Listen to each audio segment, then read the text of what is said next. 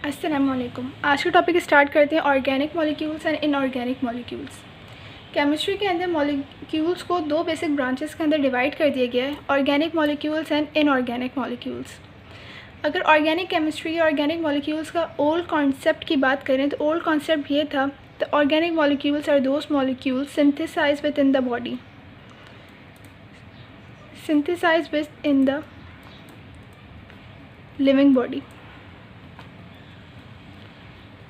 But ये concept wrong हो गया जब लेबॉर्ट्री के अंदर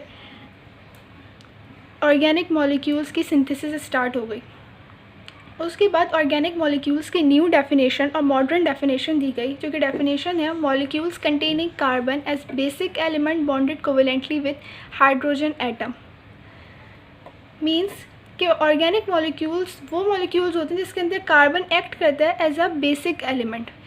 जो भी स्केलेटन ऑर्गेनिक मॉलिक्यूल्स का फॉर्म होता है वो कार्बन की बेस पे फॉर्म होता है, और ये कार्बन कोवेलेंटली बॉन्डेड होता है हाइड्रोजन एटम से। This is the organic molecules. अगर इसको कंपेयर करें हम इनऑर्गेनिक मॉलिक्यूल्स से और इसकी डेफिनेशन देखें तो inorganic molecule are those molecule which do not contain carbon as basic element और in which the hydrogen atom is not directly bonded with carbon atom. Inorganic molecules के अंदर कार्बन हमारा basic skeleton form नहीं कर रहा होता।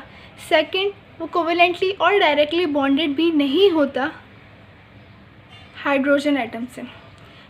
Examples carbon dioxide and carbon monoxide, इन दोनों एग्जाम्पल्स के अंदर कार्बन मौजूद है, लेकिन कार्बन इसका बेसिक एलिमेंट भी नहीं है और ना ही ये हाइड्रोजन से डायरेक्टली बॉन्डेड है। Then water, bicarbonates and carbonates, इसके अंदर कार्बन और हाइड्रोजन दोनों मौजूद हैं, लेकिन न ही कार्बन इसका बेसिक एलिमेंट है और ना ही हाइड्रोजन इससे डायरेक्टली और कोवेलेंटली बॉन्डेड है।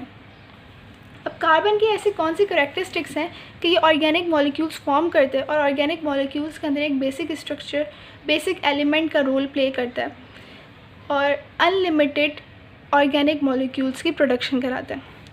तो अगर कार्बन का हम एटॉमिक मास देखें तो एटॉमिक मास है 12, एटॉमिक नंबर 6।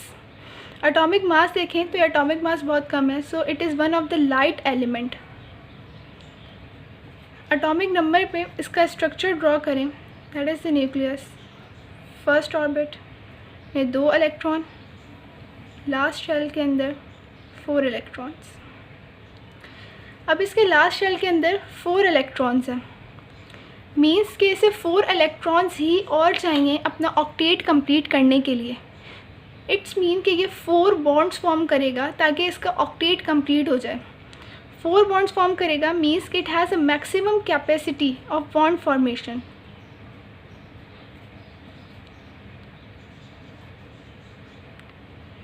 मैक्सिमम कैपेसिटी होने की वजह से ये अनलिमिटेड कंपाउंड्स प्रोड्यूस कराता है।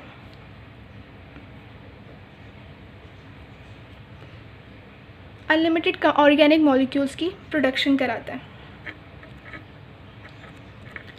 अपना ऑक्टेट कंप्लीट करने के लिए कार्बन 4 कोवेलेंट बॉन्ड्स बनाएगा जिससे इसका ऑक्टेट कंप्लीट हो जाएगा।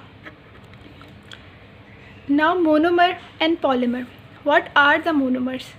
Monomers are small sub units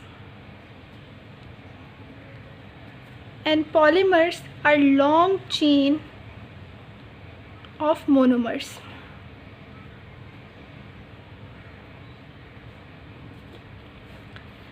ये एक ब्लॉक है, दैट इज़ दी मोनोमर।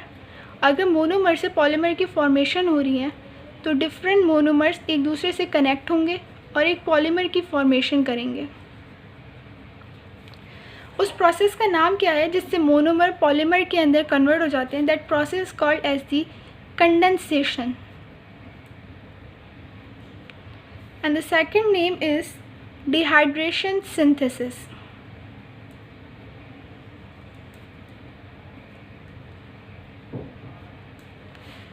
ये एक मोनोमर है and that is the second monomer. जब ये दोनों मोनोमर कंबाइन होंगे और एक पॉलीमर प्रोड्यूस करेंगे, monomer combine with monomer, then एक वाटर मॉलिक्यूल का लॉस होगा। इस वाटर मॉलिक्यूल का लॉस होगा यानी कि डिहाइड्रेशन होगी। इसकी वजह से हम इसका नाम है डिहाइड्रेशन सिंथेसिस। कंडेंसेशन क्यों है? क्योंकि यहाँ दो मॉलिक्यूल आपस में कंडेंस हो गए और एक पॉलीमर की प्रोडक्शन करा रहे हैं। अब इसका रिवर्स प्रोसेस देखें, जिसके अंदर एक पॉलीमर की ब्रेकडाउन होती है और वो मोनोमर के अंदर कन्वर्ट हो जाता है। उस प्रोसेस को हम कहते हैं हाइड्रोलिसिस।